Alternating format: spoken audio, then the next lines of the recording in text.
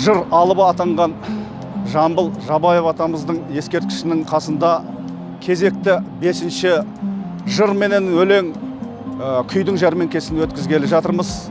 Ал енді әдеттегідей бұл жерде Уалихан Қалижан ағамыз академик Жамбыл бабамыздың өмірі менен ортасы, өнегесі менен өнері жөнінде Жамбылға жаңа көзқарас деген тақырыпта кішігірім баяндама жасайды.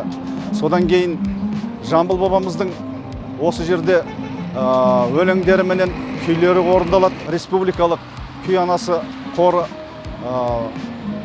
қалалық музыка студиясының оқушыларына 5 домбыра сыйлайды. Осының барлығының куәсі боламыз.